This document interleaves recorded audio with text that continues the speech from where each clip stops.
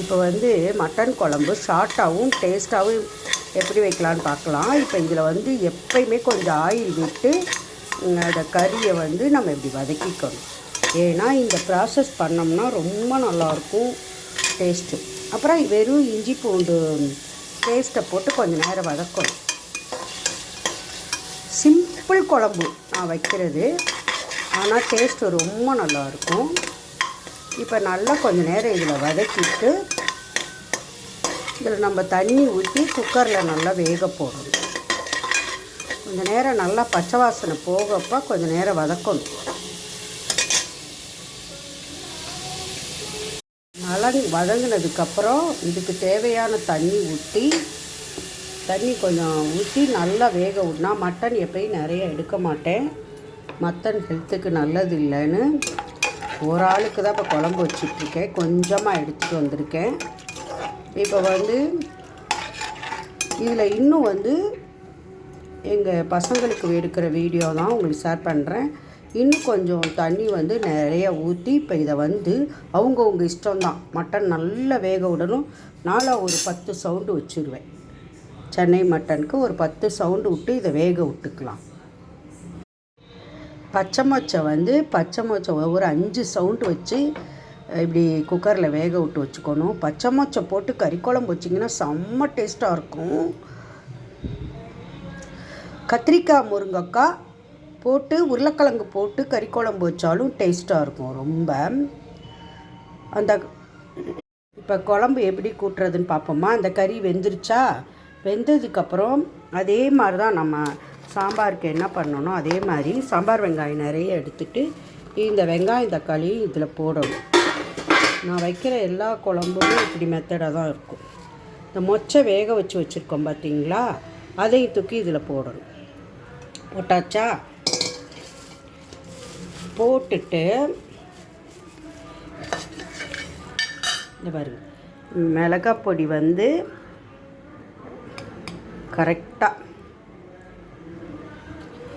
மிளகாய் பொடி எவ்வளோ வேணுமோ, கறியும் கொஞ்சம், குழம்பு நம்ம கொஞ்சம் தான் கூட்ட முடியும், அதனால் ஒரு நிதானமாக மிளகாய் பொடி போட்டுட்டு மல்லிப்பொடி நான் சொன்ன மாதிரி குழந்தைங்க கூட அந்த குழம்பை சாப்பிட்ற மாதிரி தான் நம்ம குழம்பு கூட்டணும்.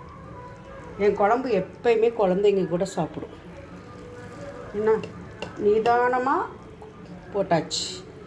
இப்போ இந்த இடத்துல வந்து உப்பு போடுவேன், அளவாக உப்பு. நான் வந்து ப்ரெஷருக்காக கொஞ்சம் கம்மியாகவே உப்பு போட்டுருவேன் மட்டன் சாப்பிட்ற அன்றைக்கி.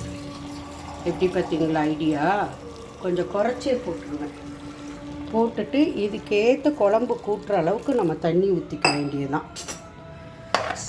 ஷார்ட்டாக வைக்கிற குழம்பு, நிறைய ப்ராசஸ்லாம் போகாமல், நிறைய எஃபர்ட் போடாமல், ஆனால் குழம்பு டேஸ்ட்டாக இருக்கும். இவ்வளோ தண்ணியே போதும். ஏன்னா மட்டன் வந்து ரொம்ப கம்மி. மட்டன்லாம் நிறைய இருந்தால் நம்ம நிறைய கூட்டலாம், மிளகாப்பொடி மல்லிப்பொடியை வாரி போட்டு கூட்டலாம். இது கொஞ்சோண்டு மட்டனு, இதே போதும். பழக்கம் இருக்குது. மல்லிப்பொடியில் மஞ்சப்பொடி போட்டாலும் எல்லாத்துலேயுமே மஞ்சப்பொடி போடுவேன். நிதானமாக போடணும் மஞ்சப்பொடியை. கொஞ்சம் மஞ்சப்பொடி போட்டாச்சு, கலக்கிட்டு ஒரு சவுண்டு. இப்போ வந்து என்ன நமக்குன்னா, அந்த வெங்காயம் தக்காளி வேகிறதுக்கு சவுண்டு விடணும். நம்ம திருப்பி கொதிக்க விட்டுக்கலாம். இப்படி பண்ணும்போது நம்மளுக்கு ஈஸியாக இருக்கும். இப்போ தான் மூடி திறந்து பார்த்துருக்கேன், பாருங்கள் எப்படி வெந்திருக்குன்ட்டு. இப்போ இன்னும் கொஞ்சம் நேரம் இந்த இடத்துல வந்து நம்ம இப்போ வந்து திறந்தவுடனே இப்படி நல்லா கொதிச்சிருக்கா, தக்காளி எல்லாம் இந்த மாதிரி தான் இருக்கும். இந்த இடத்துல நம்ம அடுப்பை நல்லா கொதிக்க விடணும். கொதிக்க விட்டுட்டு நல்லா ஒரு 10-15 நிமிஷம் கொதிக்க விட்டுட்டு, மட்டன் குழம்புக்கு புளி வந்து செம டேஸ்ட்டாக இருக்கும். கொஞ்சம் புளி ஊற்றணும். நீங்கள் பாட்டுக்கு நிறைய புளியை ஊற்றிட்டு கொஞ்சோண்டு புளி ஊற்றுனா குழம்பு டேஸ்ட்டாக இருக்கும். நீங்கள் நிறைய புளியை ஊற்றிட்டு குழம்பு நல்லா இல்லைன்னு சொல்லிடாதீங்க. கரெக்டாக கொஞ்சமாக நூண்டு புளி கரைச்சி இந்த இடத்துல ஊற்றி கொதிக்க விட்டு, இது கொஞ்சம் கொதி வந்தவுடனே கொஞ்சம் தேங்காய் ஊற்ற போகிறோம். நம்ம ஊற்றிட்டு தாளிப்பு வந்து சூப்பராக தாளிப்பு வந்து எப்பயுமே நல்லா தாளிக்கணும், அப்போ தான் குழம்பு டேஸ்ட்டாக இருக்கும். கறி குழம்பு கொதிச்சுட்டு இருக்கும்போது கொஞ்சம் தேங்காய் கொஞ்சம் நைஸாகவே அரைச்சிருங்க மிக்சியில்.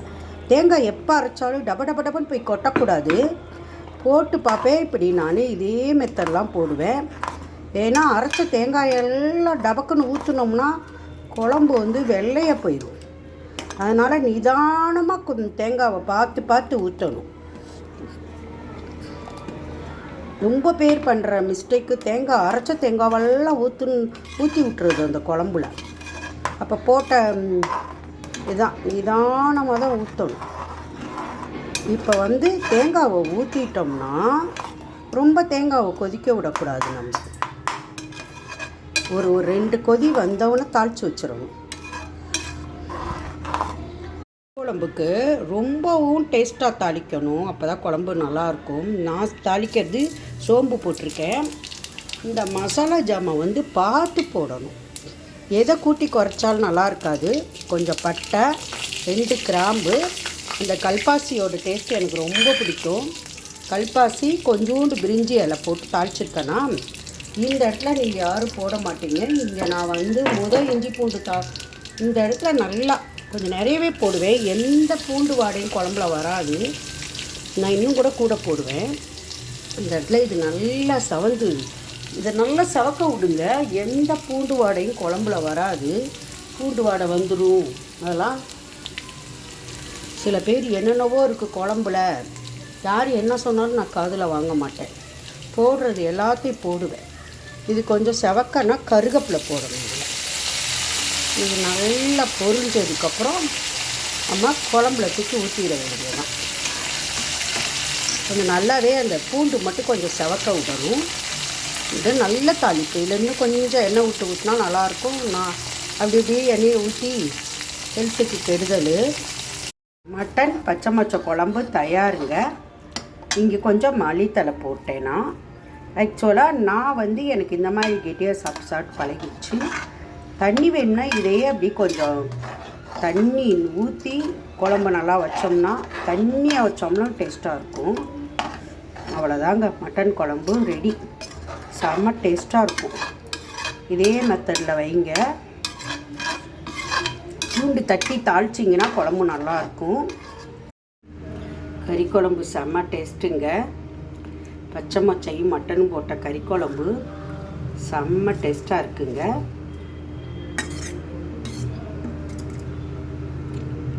தயவு செஞ்சு நான் போடுற வீடியோ அதே மாதிரி செஞ்சு சாப்பிட்டுட்டு நல்லா இருக்கான்னு சொல்லி நீங்கள் கமெண்ட்டில் சொல்லுங்கள்.